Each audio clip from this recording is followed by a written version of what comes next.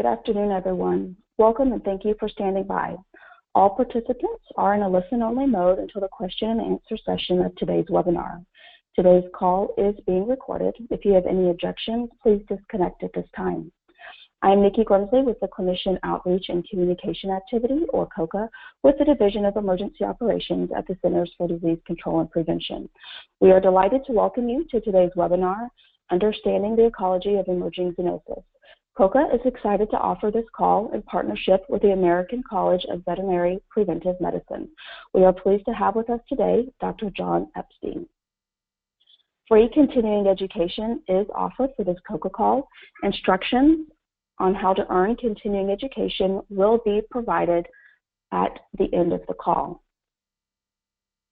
At the conclusion of today's session, you will be able to describe how human activities drive zoonotic disease emergence, including examples of human behaviors that promote increased contact with wildlife, describe key elements of an ecological study of zoonotic viruses, list effective interventions that reduce the risk of spillover and pathogens to humans from wildlife, and discuss how One Health is used in research in response to zoonotic diseases.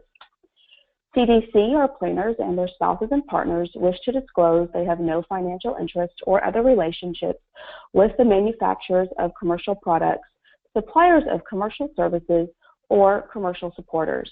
Planners have reviewed content to ensure there is no bias. At the end of the presentation, you will have the opportunity to ask the presenter questions.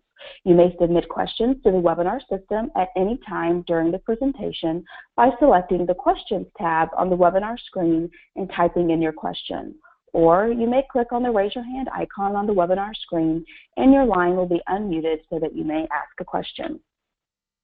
Our presenter today is Dr. John Epstein.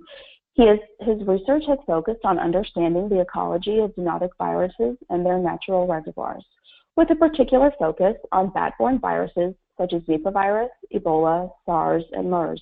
He has worked extensively throughout Asia and parts of Africa, catching and sampling bats and other animals and testing them for high-consequence pathogens such as Nipah virus and Ebola.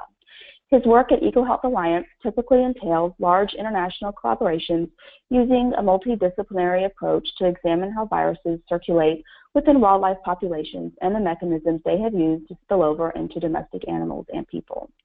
In 2004, he was part of the team that discovered bats were the natural reservoir for SARS coronavirus.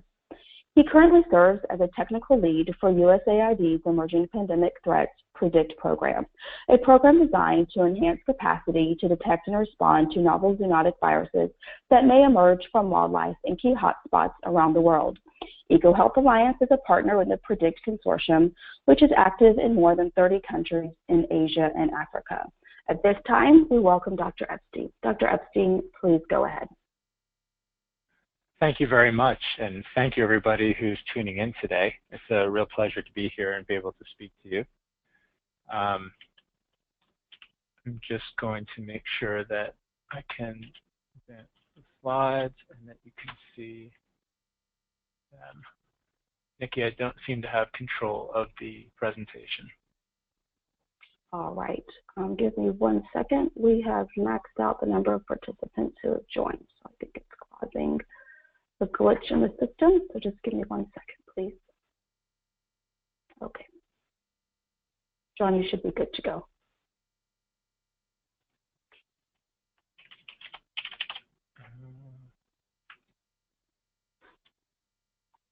Do I need to?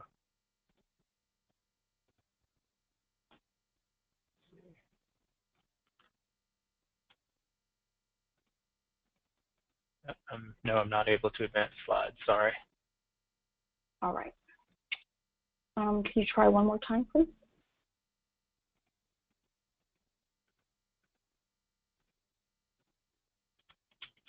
Yep, no. I'm able to, okay.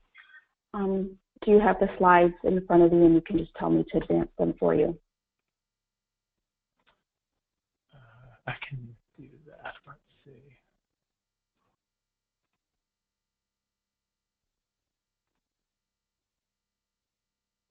Okay, yes. So we're beginning now on the title slide, is that right? Yes. Okay, great. Well, we'll start there then. Apologies for that. Today's presentation, I really want to discuss the underlying drivers for emerging diseases. When we think about what are the causes for all of these epidemics that we're seeing recently, whether it's Ebola virus or SARS or influenza, pandemic influenza outbreaks, there are common underlying themes that tend to drive these. And so I'm going to use the first part of today's discussion to speak broadly about the factors that drive diseases to emerge from animal populations into human populations. So many of these outbreaks and diseases are what we call zoonotic, or transmitted from animals to people before they grow into an epidemic or a pandemic. And then I'll use specific case studies, including SARS, coronavirus, and Nipah virus to illustrate some of these drivers and sort of tie it all together at the end so that you have a good understanding of how human activities are really the primary feature, primary driver of many of these emerging diseases. So next slide, please. And just to begin, I really like to use this schematic as a conceptual way of thinking about the process by which diseases emerge from animal populations. And so we really have three stages of emergence when a pathogen first spills over from an animal population either into domestic animals or directly into people, and then goes on to become a global pandemic. So starting at the bottom of this figure, we think about wild animals in a natural ecosystem, whether it's a rainforest or a savanna or prairie, it doesn't matter. But every community of animals has its associated suite of microbes, some of which are normal, bacteria, viruses, fungus, normal for that animal, and some of which are pathogenic or they cause disease. And through normal interactions that wild animals will have, whether it's predator-prey interactions or territorial disputes, animals interact with each other, and sometimes these microbes jump from one species into another through contact. And occasionally they cause disease when they get into a new host. And that's typically because that host is experiencing a foreign microbe for the first time, be it virus or bacteria. Now the trouble is, most of the time when wildlife populations, when a wild animal species like a rodent or a bat or a monkey, when it experiences a disease, an outbreak, it goes unnoticed because we're typically not paying attention. Now, similarly, when wildlife interacts with livestock, whether it's on the border of a ranch or free-ranging domestic animals moving through a forested area, the same thing can happen. Animals can exchange pathogens. Then when you have a disease that hits domestic animals, goats or cattle or chickens, and there's a die-off that occurs, that tends to get noticed more often.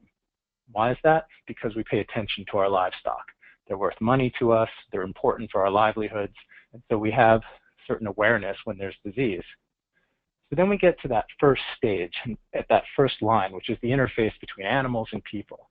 And similarly, because we tend to live in close association with livestock, and even wildlife in many cases, the same thing can happen. Through contact, we have pathogens that jump from animals into people. This happens way more often than we're aware of, and we're generally limited by our ability to detect when this happens.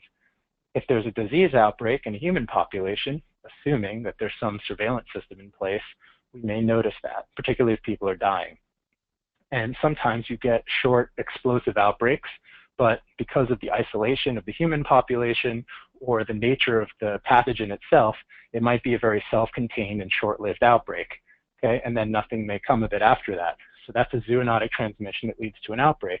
And an example of something like this would be some of the historical Ebola outbreaks we've had in Central Africa, where they tended to have happened in very remote, isolated locations. So someone in a village might get exposed to Ebola through contact with an animal. They infect other people in their village. There's an outbreak. Maybe 70% of the people who get sick die, the rest recover.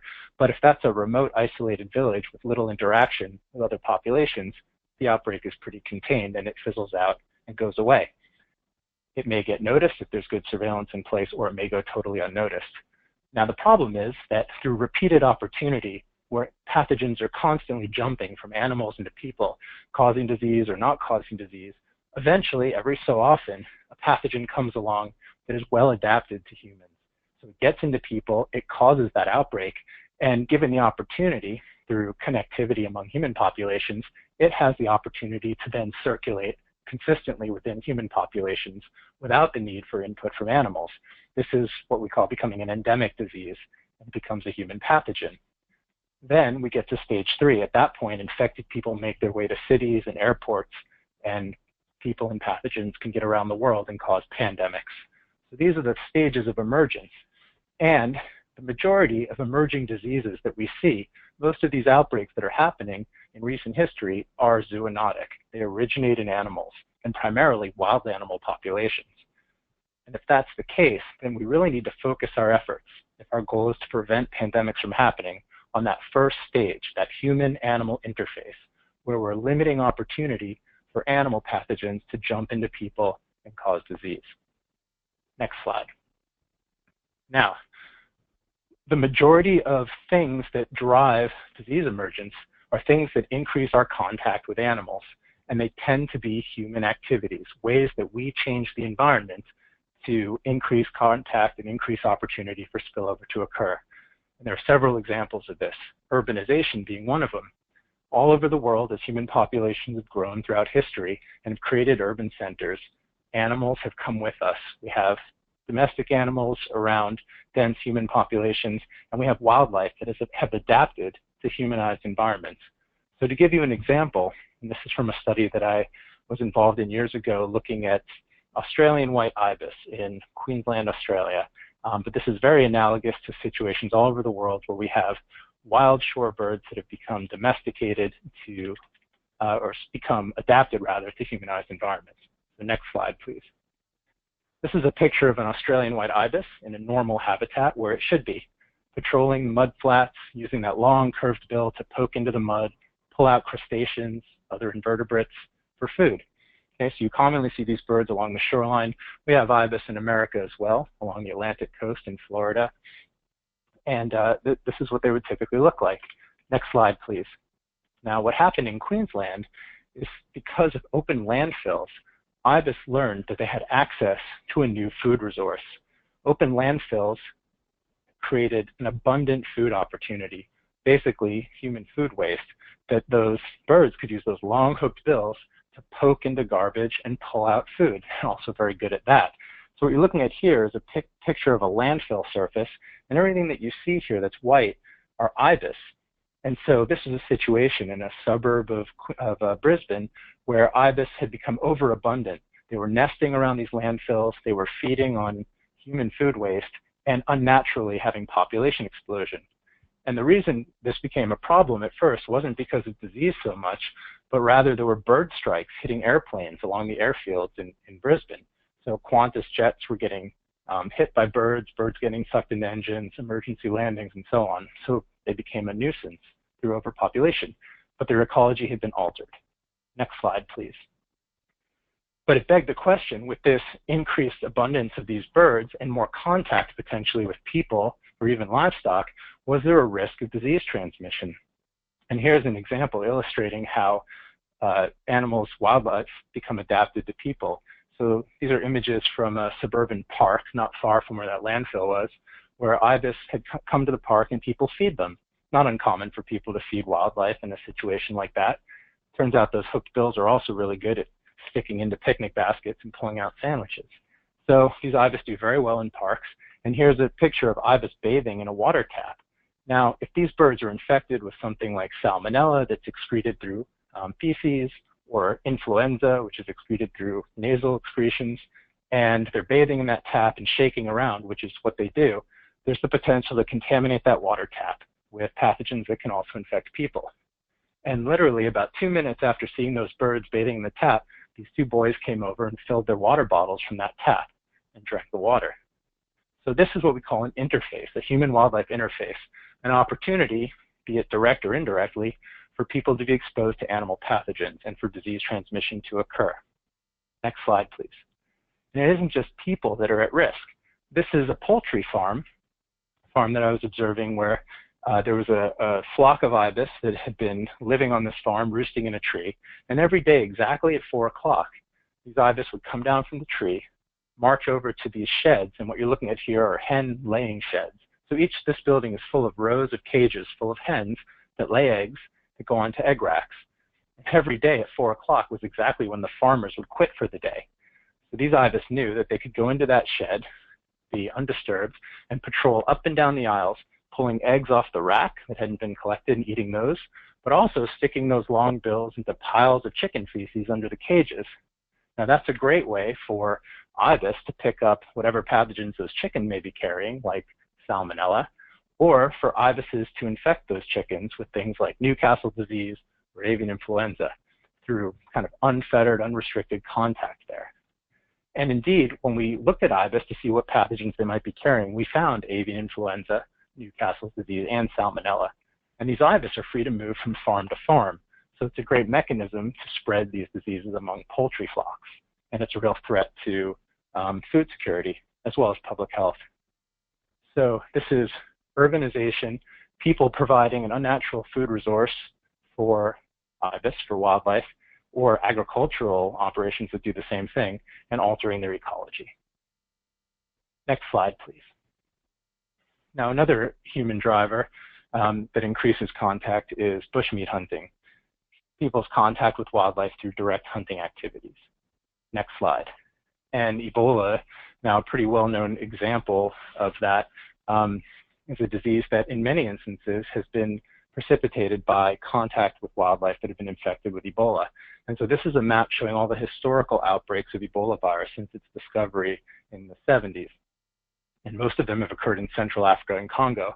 And although we don't know how every outbreak started, we know in several instances there were cases where people were going into the forest and collecting dead gorillas or chimpanzees or antelope that had died from Ebola exposure. And just from contact with those carcasses, people were getting infected with Ebola, bringing it back to their village and causing these outbreaks. Now, something occurred in 2014 that was very different. Similar spillover event occurred where somebody was exposed to an animal infected with Ebola. It's presumed to be a bat, potentially the natural reservoir for Ebola viruses. But in West Africa, the human population density was very different than in Central Africa. Next slide, please. This is a map, it's a heat map that shows relative human connectivity based on cell phone networks. And there are differences that you can see in West Africa from Central Africa, where it's green, that's less connectivity, and where it's orange and red, that's more human connectivity. So in Central Africa, many of the outbreaks were in isolated remote villages. And because over time, as public health systems were in place, many of those outbreaks were contained, recognized, and contained, and so never went very far. The difference that happened in 2014 in West Africa, if you look to the left side of the map there, is that the spillover event, a single contact with wildlife that resulted in infection, it was believed to be a young boy about 2 years old. He infected his family, those people infected other people in their village, and it happened right on the border of Guinea, Sierra Leone, and Liberia. And because of ethnic groups and similarities, people who got sick migrated, and they crossed national boundaries and moved right in from Guinea into Sierra Leone and Liberia. And because of infrastructure and human connectivity, people made their way to urban centers, capital cities, which allowed this outbreak, unlike others, to spread like wildfire and cause more than 20,000 cases, about half of which died. So human connectivity and mobility are really what drove the scale of this Ebola outbreak. But again, it was a single spillover event, probably from a wild animal into a person, that triggered it. Next slide, please. And just to illustrate how connected we are globally, human beings, this is a map of the global aviation network that shows you how easy it is to get from one point on Earth to another, often within 24 hours, well within the incubation period of any of these pathogens. So you could get on an airplane having been exposed to something and not even know you're sick and wind up in a different part of the world. And this is exactly how epidemics and pandemics occur. Next slide, please. Now, sometimes the spread of disease has a lot to do with timing and opportunity. And I have this map in here, which is a study from Tatum and Hay, just to show that sometimes, particularly with vector-borne diseases, the time of year and the climate or latitude that a traveler is going from the point where they get infected to the point where they arrive is really important. So this is just 4 maps of the globe from top left, top right, lower left, lower right, showing the 4 seasons. And it shows how different parts of the world line up climatically based on the color associations here. So there was an interesting case in the mid-2000s of travelers who went to the Andaman Islands in the Indian Ocean and became infected with chikungunya virus, which is a mosquito-borne disease. And this can be a very serious, painful disease, debilitating disease. It's not often fatal, but it can be. These travelers came back infected. They picked up the infection on vacation. They came back to Colorado, where they were from. And fortunately, it was wintertime in Colorado, and so mosquitoes weren't around. And although they were infected and diagnosed in hospital, there was no onward transmission. But had they returned to the United States, in a part of the United States that had the same mosquito vector at the right time of year, there could have been onward transmission of chikungunya virus, and we could have had an outbreak. And so really, sometimes it depends on the timing and the ecology of where people go to. Next slide, please. And this is exactly what happened with Zika virus, a more recent example of a mosquito-borne disease that has made its way around the world through travel of infected people. Okay? There have been historical outbreaks originally in Africa, where the virus was first discovered, in Uganda, Southeast Asia over the years, Micronesia. But then, of course, in 2015, we had the explosive outbreak in Brazil and South America that has made its way up through Central America and into the United States. And again, there are certain parts of the US that do have the mosquitoes that can spread Zika, but we now know that it's also spread through sexual transmission. And so there are opportunities that don't depend on an insect vector being present. And this is a particularly challenging disease because so many of the cases are asymptomatic. But really, this illustrates the importance of human travel and how we bring pathogens around the world. Next slide, please. Now, it isn't just people traveling around the world that present a risk to health. We also move animals around the world. And one of the biggest ways we do that is through the wildlife trade. And I want to emphasize that there are two aspects of the wildlife trade. The legal trade, which is exotic pets, animal products, artifacts made from animals that are legal, done with permit and done traceably. And then there's the illegal wildlife trade. And the illegal wildlife trade is a massive operation, not just in its scope, but in its organization. It is perpetrated by the same people who traffic guns, narcotics, and even people. So it's a global network of moving animals alive, dead, animal parts all over the world that's driven by their value. And you can see here some of the figures in terms of the scale. And you might be surprised to know that the top 2 countries in the world in terms of demand for wildlife products and parts are number 1, China, and number 2, the United States. We're the second biggest consumer of wildlife parts in the world. And so we're very much part of this problem, and it's very difficult to enforce. Next slide, please. Just to show you how convoluted the trade routes are, it isn't as straightforward as someone grabbing a parrot out of the forest in South America and bringing it up to the United States. Animals are moved from Asia to South America to Europe into the US and all over the place, laundered in ways that make it very difficult to track and stop. And you can see animals move all over the world. So animals and the pathogens they're carrying may make their way from Africa into Asia or South America into the United States. And that's happened. Next slide, please. A really important example of the pet trade being responsible for a zoonotic disease outbreak happened here in the United States, again in the mid-2000s, and that was the introduction of monkeypox. Now this was through the legal trade, so this was permissible trade of Gambian pouched rats coming in from Africa, and they happened to be carrying a zoonotic virus called monkeypox. And you can see from this image that monkeypox can be a very serious disease that causes pox lesions, and in children it has about a 10% mortality rate. The rodents, when they carry pox virus, monkeypox, are asymptomatic. And so these rodents were imported into the United States, into Texas, as part of the pet trade, and they intermingled with North American rodents, including prairie dogs. Then those animals were distributed throughout the Midwest, going to different pet shows, pet stores, swap meets. Prairie dogs were being sold as pets, and they were infected with monkeypox virus. And here's an image of a girl who had a pet prairie dog, and she developed a pox lesion. And many of you out there I know are clinicians. You could imagine if you saw a patient with a pox lesion, what would run through your mind? And this was pretty unexpected at the time as well. and it created an outbreak. There were many people infected through contact with prairie dogs and other rodents, about 70 in total, a few veterinarians as well. And it was recognized and diagnosed, and the CDC got involved, and it was contained. But it could have been very serious. Unfortunately, nobody died during the outbreak. But here we had introduction of a serious zoonotic virus to the pet trade. And as a result, now rodents can't be brought in from Africa without permit. So we've put up some protection in place. But the problem is it's very hard to predict what's going to be brought in. And it's still perfectly okay to bring rodents in from South America.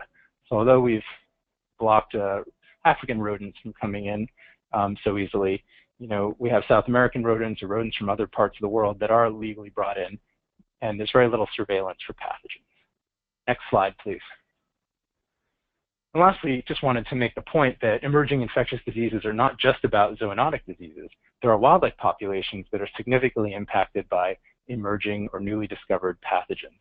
Amphibians right now globally are experiencing massive die-offs due to a fungal pathogen called chytrid fungus, and it's wiping out very rare species, and it's significantly impacting many amphibians, and it's been very difficult to deal with. And so we're losing species. Species are going extinct because of this pathogen, and it's been thought to be spread through the trade in amphibians, moving frogs like bullfrogs, which can carry chytrid fungus, around the world through trade, through the food trade, and having them spreading this fungus into the environment where it impacts wild amphibians.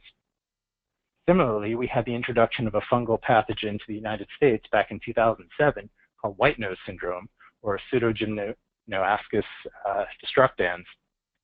Came in from Europe, got into our caves in New York, and spread into bat populations, affecting them during hibernation and causing massive mortality events to the tune of about 90% mortality in many populations. So we've actually lost a significant number of our bats here in the United States, and this fungus has made its way westward, has now reached the West Coast, and is in many of the states all the way up to the center of the US and jumped over to Washington State. So it's having a significant impact, and unfortunately we're living the experiment to find out what happens when we lose bats that are very important to us in terms of insect control, important for our crops, important for pest control, and we're losing these bats. And this was introduced probably by someone who had gone exploring in caves in Europe, picked up this fungus on their boots, and come back to the United States and entered caves in the US, spreading the fungus into the soil, and the fungus can stay there forever. And when it infects these bats, they can spread it from cave to cave. So it's been a real disaster for us. Next slide, please. So wildlife play a really important role in our health. They carry a lot of pathogens that when they get into people or domestic animals cause significant disease. And one of the big challenges we have is that we globally have very little surveillance or are very ill prepared to detect these pathogens in wildlife.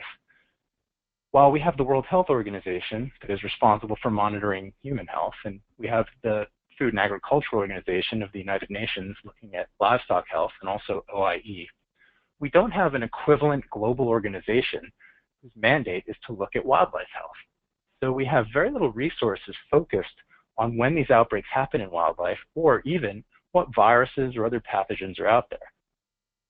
Also, around the world, veterinarians, who are primarily responsible for animal health, are typically focused in learning about livestock health and do very little with wildlife disease detection. So there just isn't a lot of expertise out there. It hasn't been a priority. Similarly, there aren't many laboratories around the world designed to diagnose and detect zoonotic pathogens when samples come in from wildlife. And so there's really poor surveillance systems. In the US and in many countries, there's also very poor coordination between agencies that are focused on human health, livestock health, and if at all, wildlife health. Now we're fortunate in the US in that we have a National Wildlife Health Center based out of Madison, Wisconsin, and their focus is pathogen detection in wildlife. But they don't do much overseas, and while they do look at some zoonotic agents, they're really focused on diseases that impact wildlife. So there are a lot of gaps in our surveillance system. Fortunately, in the past decade or so, there have been new programs and new resources put into place to start to begin to pay attention globally to viruses in wildlife that could have the potential to emerge and cause disease. The Global Health Security Agenda which is an initiative out of the White House, but involves countries all over the world in partnership are beginning to build systems to detect zoonoses. And the U.S. Agency for International Development started a program in 2009 called the Emerging Pandemic Threats Program, and PREDICT, that's the program I work under, that has specifically been focused on identifying new viruses that are in wildlife populations that have a lot of contact with people and that potentially represent viruses that could spill over and cause epidemics. Next slide, please. So lastly, if all of this wasn't enough to, kind of alert people to the importance of paying attention to wildlife, sometimes it's dollars that do it. And so this is a chart just to show you the relative cost of historical outbreaks that we've had. Many of these are zoonotic agents that came from wildlife, like SARS or Ebola or avian influenza, that have cost the global economy tens of billions of dollars. So as daunting a task as it may be to set up surveillance systems for diseases in wildlife, it is way more expensive to have to deal with an outbreak once it happens than it is to set up surveillance systems around the world to prevent them from happening. Next slide, please.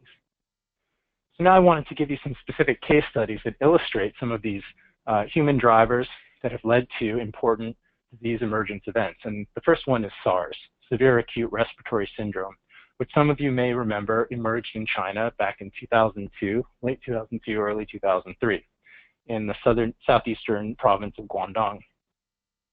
Next slide, please. This should still be a map of China with some text over it.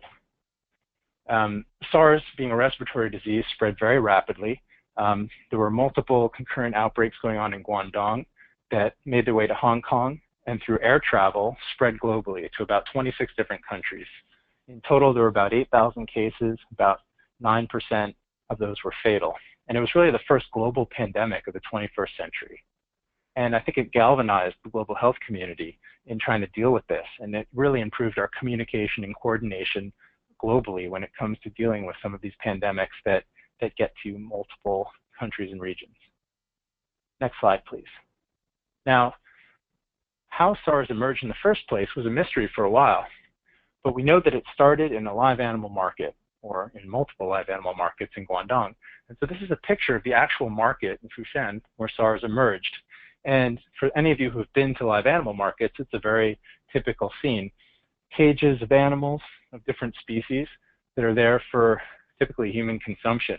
Poultry, different mammals, domestic species, but in China, you often saw wildlife species as well. Rodents, reptiles, even bats in many of these cages. And these animals would be brought in from not only all over China, but other parts of Southeast Asia, where in China there's a real demand, remember, for exotic animals and wildlife. And a lot of that has to do with consumption, so an interest in eating wildlife. And so this market had a whole variety of species that had been brought into one place in an urban center. These animals were transported over land in very stressful conditions. So if they're going to be shedding any kind of virus, they're going to do it under these stressful conditions. And the environment is less than sanitary.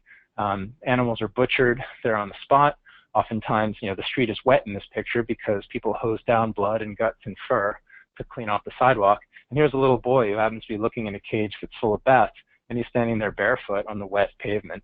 And so a live animal market can be really the perfect storm where you have different species of animals that wouldn't normally encounter each other in the wild being placed in close proximity, handled by different people who are butchering them, so exposure to bodily fluids, and people,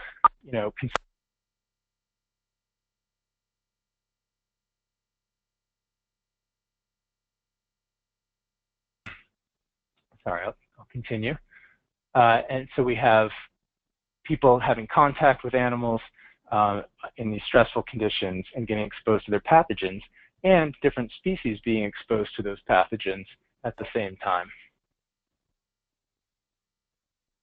Next slide, please. Nikki, are we still doing okay here?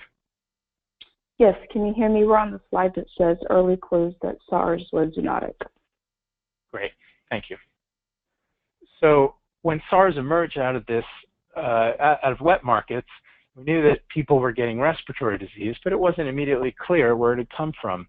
And some of the early clues to indicate that this newly seen disease and this new coronavirus, which was new to us in terms of a human pathogen, there were early clues that pointed to it potentially being zoonotic. And so what you're looking at here is data from the early investigation done by the World Health Organization, Chinese authorities, and some Australian colleagues, looking at the association between exposure to SARS coronavirus and occupation, starting with an early point in the outbreak, January 2003, and looking monthly at cases from February, March, April, etc. And what I want you to notice is that in the early part of the outbreak, there's a strong signal pointing to food industry workers as being disproportionately likely to be exposed to SARS. And in this context, the food industry really refers to people working in live animal markets and restaurants that are butchering animals or having contact with animals. Now, interestingly, as you look at the data over the subsequent months, that signal starts to disappear. And the reason that signal occupation starts to disappear or become less relevant is because at this point, you're now having human-to-human transmission. So it's social dynamics that are contributing to the dispersion and exposure to SARS more so than occupation. But in that earliest time point, it's people who are exposed to animals that are getting exposed. And that was an early clue that this might be coming from animals. Next slide, please. And in the early investigations, SARS coronavirus was isolated from a few different animals, and there were various other test results that indicated animals might be carrying this virus. Now, one thing to keep in mind is that when you're dealing with a brand new virus, brand new pathogen, diagnostic tests aren't always so reliable. They have to be validated.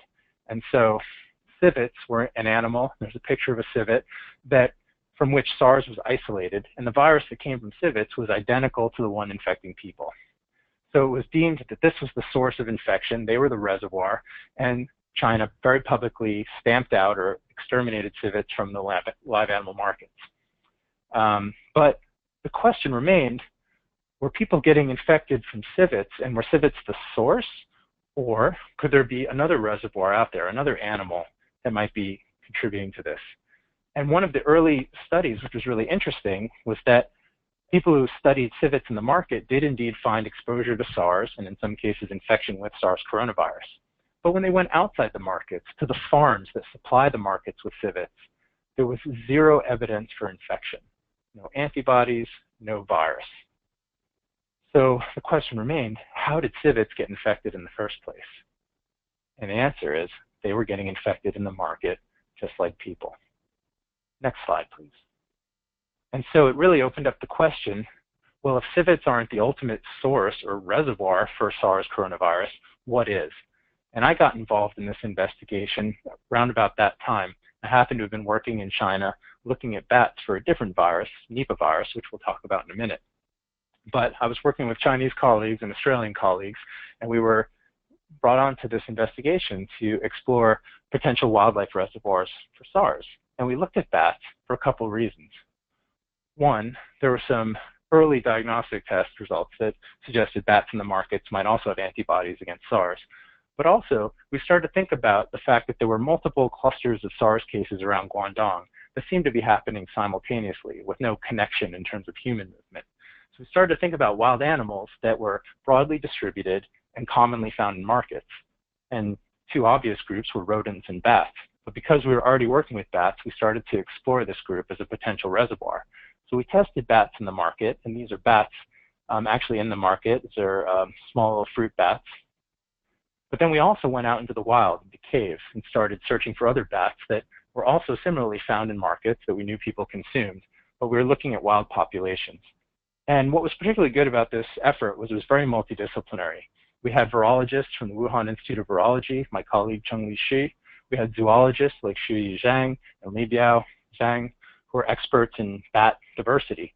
So while we were in the field, we could identify the species appropriately, collect samples. Having a virologist with us meant the samples we were collecting were going to be the best quality they could be. And then we set about catching bats in the wild, and that was my expertise, was working with bats and getting clinical samples so that we could test them for SARS. Next slide, please. And after looking at a bunch of different types of bats, we came upon a group of bats, Chinese horseshoe bats, where we actually found a SARS-like coronavirus that was related to the one that had been infecting civets in people. Interestingly, it wasn't identical, so we hadn't found SARS itself. But if you look at this family tree of viruses, and on the top there, under A, you see TOR, which is the SARS coronavirus from Toronto, and SC3, and then RP3 is the bat coronavirus, Rhinolophus. And if you look down on the second family tree, just below it, you can see it a little more clearly. That bat virus that we found was actually ancestral to the human and civet viruses. So that told us that we had found something that perhaps those viruses had evolved from. And that was a really important clue that bats might be the natural reservoir for SARS. Next slide, please. However, one of the issues that we ran into was that the virus we found in bats didn't behave exactly like SARS in the laboratory. If we tried to infect human lung tissue or human lung cells, it didn't work. The bat virus used a different receptor.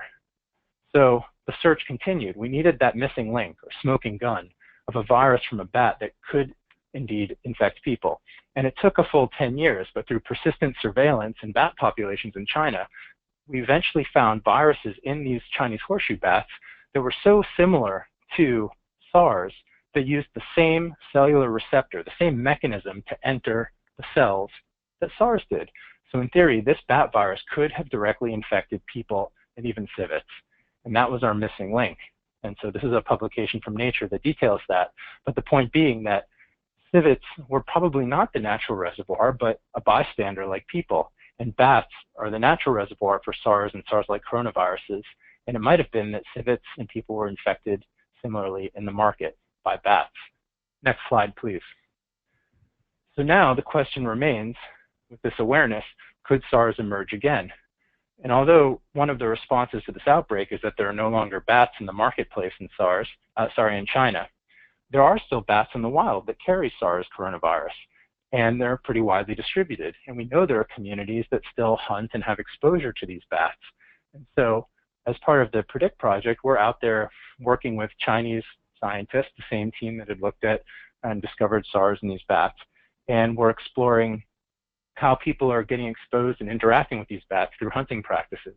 And there are communities in Yunnan that appear to have opportunity for exposure. So it would be terrible if we only focused on markets and turned our attention away to other interfaces where there's opportunity for this virus to spill over and potentially trigger another outbreak of SARS. And so speaking to the importance of paying attention and monitoring to those high-risk interfaces where people and wildlife are having contact. Next slide, please. Now to move on to our second example, case study, Nipah virus, another bat-borne virus. No coincidence that with my background, I'm focusing on bat-borne viruses, but I think these are two illustrations that really show human activities. So with SARS, the human driver really being wildlife markets, bringing wildlife from their natural environment into an urban center under stressful and unhygienic conditions led to an emergence of a wildlife pathogen, zoonotic pathogen. Nipah virus is a different story. It was first discovered as a pig disease in Malaysia back in 1998. There was an outbreak on a very large pig farm in Ebola, Malaysia, that led to a neurologic and respiratory disease in pigs. And that was enough for the government to notice and pay attention that there was an outbreak going on in this farm. But what really got the government to notice was that people working with these pigs, exposed to sick pigs, were also getting sick. And they were dying from encephalitis, a central nervous system disease. Next slide, please. Now, the outbreak in Malaysia spread across the country through the movement of pigs. But the question here was, where did this virus come from? It had been identified as a new virus in a family of viruses that is paramyxovirus, and it was related to an Australian virus called Hendra that was known to be carried by large frugivorous bats or flying foxes. And so early surveillance efforts identified similar bats in Malaysia that seemed to have antibodies against Nipah virus, and eventually scientists isolated Nipah virus from one of these two flying fox species in Malaysia. So very strong evidence that bats were likely a reservoir for this virus that had gotten into pigs and infected people. But the question was, why did Nipah virus emerge in the first place? And why did it happen where it did and when it did? Next slide, please. So here's where we look at an important interface between wildlife and livestock that's human constructed. This is an aerial view of the index farm where Nipah emerged, called Leong Sing Nam. This was unique because it was by far the largest pig farm in Malaysia with about 30,000 pigs. And what you see in the inset there is that there are mango trees planted around the pig enclosures, in fact, right next to the pig enclosures. Next slide. Now, if you're a fruit bat and there's a mango orchard, this is an irresistible source of easy food for you. These fruit bats would normally be in the jungle foraging on figs, or pollen, nectar from other flowers, from natural rainforest trees, but a mango orchard was an easy source of food. And these trees were overlapping from the pig enclosure, as you can see. So what we imagine happened, next slide please, is that bats flew in, these large bats, chew up the fruit as they do, dropping bits of fruit into the pig enclosure, which would then be eaten by pigs. And what we now know is that these bats excrete Nipah virus in their saliva, urine, and feces. So easily they could be dropping fruit into the pig pens contaminated with saliva and occasionally Nipah virus. But we didn't know how common that was or how rare an infection that was. We didn't know how much interaction bats and pigs would have. Why did it happen on this farm? Next slide, please. So just to summarize about 6 years worth of research, we then went around Peninsular Malaysia testing bats for Nipah virus. And what we found is it's actually a pretty rare disease. There was lots of evidence for antibodies against Nipah virus or exposure to Nipah virus almost everywhere we looked in these bats, but we very rarely found an infected individual, leading us to believe that this virus circulated at very low frequency, about 1% to 3%. We also looked at seasonal patterns, but we didn't find any over time. So there wasn't a particular time of year that seemed more likely for bats to shed Nipah, but what we saw is that Nipah seemed to be everywhere in these bats. So again, why did it impact that farm in particular?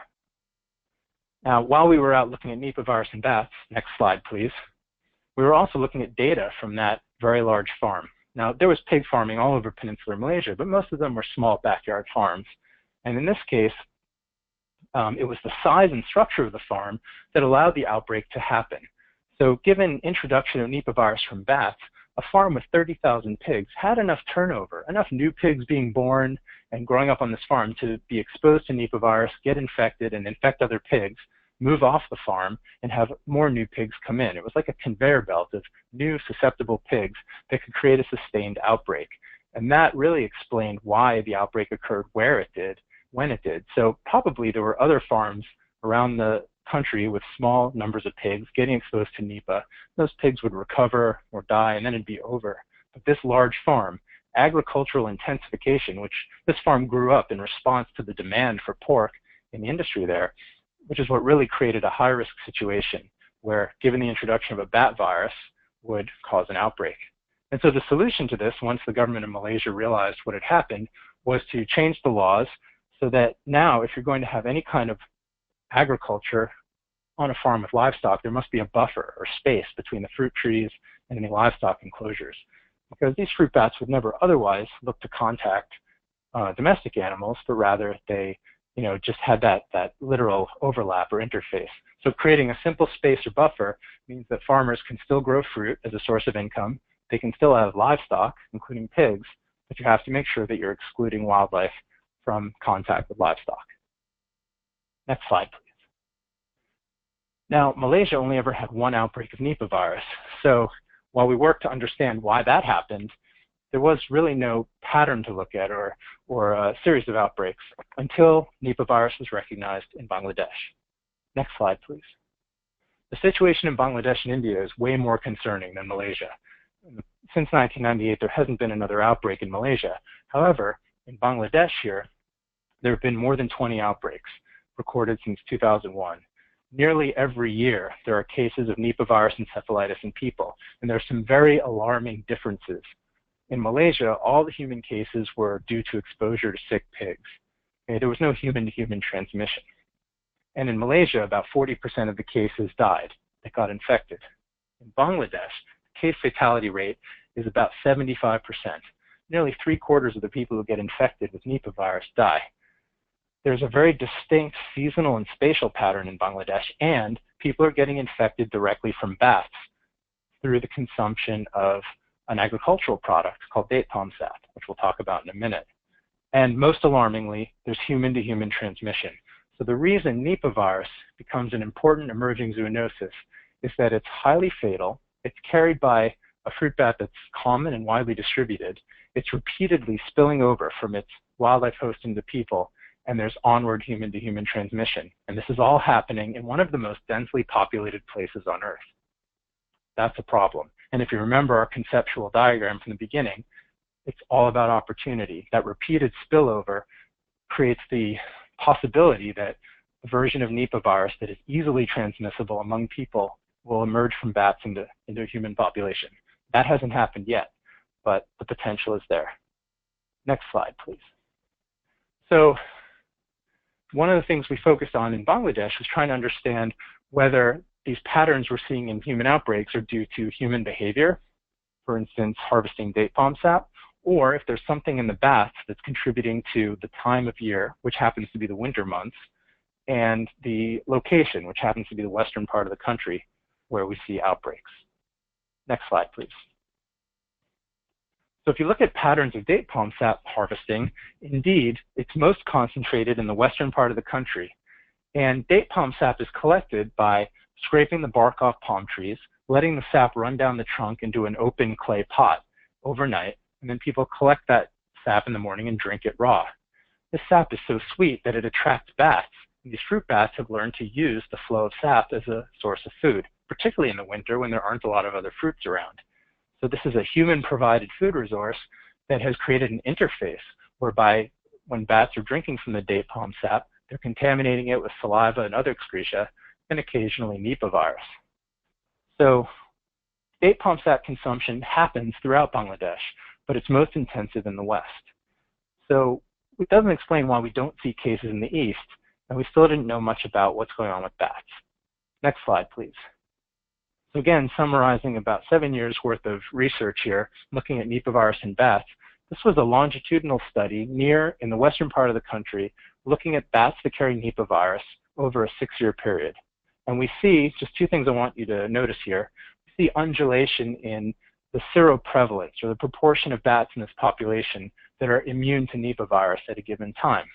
It ranges from 20% all the way on the left there in 2006, as high as 75% of them.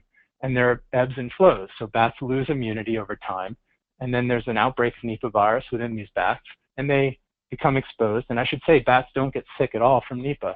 This is a totally benign virus to them, but they do generate an immune response, and the virus probably goes away and comes back. So this explains perhaps the frequency by which we see Nipah virus. This data suggests that bats have outbreaks of Nipah about every 2 years, and most frequently in the summertime, which is not when date palm sap is harvested. So by studying the virus in its natural reservoir, we learn a little bit more about the influence of the animal side of things on human outbreaks. Had more bats been infected in the wintertime, the outbreaks would be bigger and perhaps more frequent, but it's a low period of infection for bats. And that may explain why we see fewer cases, human cases happening, less spillover. And because the cycle is about every 2 years in bats, it may explain why some years we see few human cases and other years we see more human cases. So understanding the timing helps us understand the potential risk given the certain time of year of when people are going to experience outbreaks. Next slide, please. Okay, wrapping up here and then we'll have time for questions. But are livestock involved in Nipah virus transmission in Bangladesh? Well, the epidemiology says no. People are primarily getting exposed to Nipah virus by drinking date palm sap and then having contact with somebody who's sick with Nipah virus. So it seems to be bat to human for the most part. But when we looked in livestock, when we looked in cattle and goats and pigs, we saw antibodies against Nipah or something related to it. So we found non-neutralizing antibodies in these animals, particularly pigs. Almost half the pigs we looked at had evidence for exposure to some related virus. So livestock could play a role, but to date, there's been no evidence that people are exposed to sick animals and getting Nipah virus in Bangladesh. We know that there is a diversity of Nipah virus circulating in these bats. So again, thinking about what strain gets out of the bat and into people, so far it's one that has limited ability to spread from person to person. However, there could be a strain in those bats that more easily spreads among people once it gets into them. Next slide, please. So one of the nice things that's happening in Bangladesh is this very integrated approach to understanding and monitoring Nipah virus that involves human health professionals, anthropologists, veterinarians, and ecologists, understanding what's happening in the bats next to what's happening in the people, and really working to develop effective and simple interventions. In this case, one of the interventions being tried are these bamboo skirts that date palm sap collectors can wrap around the tree and prevent bats from having access to that sap flow. And we're in the process of seeing how effective that is. There's even an official government body called the One Health Secretariat that formally brings together the Wildlife Department, the Ministry of Health, and Ministry of Agriculture around issues of zoonotic diseases like Nipah virus so that they can discuss and develop interventions together. And I'll say there are very few countries out there with this type of formal structure to deal with zoonoses that involve all three sectors, human, wildlife, and livestock health. So very progressive and effective. Next slide, please. Lastly, where is the science going right now in terms of understanding emerging diseases? And this is a very new publication that just came out in Nature Communications, which is a hotspots map of emerging diseases. It's a predictive analytical look at our history of emerging diseases and looking forward to identify which parts of the world are most vulnerable to viruses spilling over from wildlife and emerging in human populations. And this data, this analysis, has been used to help guide some of these global projects like PREDICT that are working in these hotspots, looking at those high-risk interfaces and trying to understand the diversity of viruses in wildlife to get ahead of the curve so we're not surprised when the next Ebola emerges or the next HIV. And so the science of prediction is still pretty new. We're getting really good at understanding how diseases emerge, and we're getting good at understanding where they're likely to emerge. The challenge is when they're going to emerge and what will emerge. And so those are still some really big hurdles ahead of us that we're working on. Next slide, please, and last slide. So I think the take-home messages from today that I would like you to remember are, first and foremost, we are responsible for emerging diseases. Human activities that change our environment around us, whether it's travel and trade, wildlife hunting, deforestation, urbanization, agricultural intensification.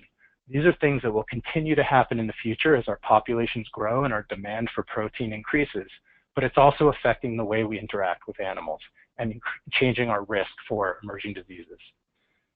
To understand why these things happen and the risk of them happening, you really need a multidisciplinary approach or a One Health approach that looks at the ecology, human health, animal health, environmental conditions from a lot of different viewpoints to understand these complex systems.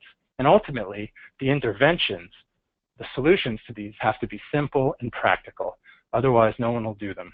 And so that's the bottom line in terms of preventing risk at these interfaces. So last slide, I'll end there. A lot of people are involved in a lot of the research I presented today, so I just want to be sure to acknowledge them. But at this point, if we have time, I'm happy to take questions. And thank you so much for your attention today. Over to you, Nikki. Thank you, Dr. Epstein. We will now open the lines for the question and answer session. As a reminder, you may submit questions to the webinar system by selecting the Questions tab on the webinar and typing in your question. Or you may click on the Raise Your Hand icon on the webinar screen and your line will be unmuted so that you may ask a question. Our first question. Dr. Epstein, what role do vaccines and therapeutics play in our defense against pandemics? It's a great question. I haven't talked too much about drugs and therapeutics. You know, we need a lot of tools in our toolbox to fight emerging diseases, and being able to prevent them should be our first priority, but of course we have to respond to them as well. And I think that, you know, we've always had a lot of trouble with vaccines because when it's a new disease that emerges, we're very slow to develop a vaccine and use that in response. And there isn't often always enough economic incentive for, say, big pharmaceutical companies to make those vaccines. So that's been a challenge, likewise therapeutics, because all told, these emergence events are rare events. They can be catastrophic, but there isn't always, you know, an obvious need all the time to have vaccines. So there are efforts now, like the CEPI initiative, which are creating vaccines for high priority pathogens like Nipah virus or SARS or Middle East respiratory syndrome, but that can't be our only defense. we have to focus on prevention and looking at these ecological emergence mechanisms for emergence and working there. What can, I think we have time for one more question. What can practitioners in the U.S. do to impact or lower the risk of epidemics? So part of the purpose of showing how connected the world is really to drive home the point that we are part of a global community, and what happens abroad definitely influences our health in the United States. So practitioners should be aware of global disease outbreaks, even if they're happening in Asia or Africa or other parts of the world that may not seem relevant here, because you never know when you'll encounter a patient who's traveled. So always be aware of travel history. I mean, that sounds pretty obvious, but I think our physicians and our clinicians are the front line when it comes to travelers bringing emerging pathogens into the United States, introducing them, but also warning travelers before they go to some of these places in terms of what the risks are for being exposed to potentially a new pathogen or something that's circulating. So really it's incumbent on our clinicians to be aware of and play an active role in educating their patients about risks with travel. Thank you, Dr. Epstein. On behalf of CDC's Clinician Outreach and Communication Activity, I would like to thank everyone for joining us today with a very special thank you to our presenter, Dr. Epstein. The recording of this call and the transcript, thank you. The recording of this call and the transcript will be posted within the next few days on the COCA website at emergency.cdc.gov/COCA. Free continuing education is available for this call. If you would like to receive continuing education, you should complete the online evaluation by December 2nd, 2017 using course code WC2286. For those who will view the archived webinar after December 2nd, please complete the online evaluation between December 3rd, 2017 and December 2nd, 2019 using course code WD2286.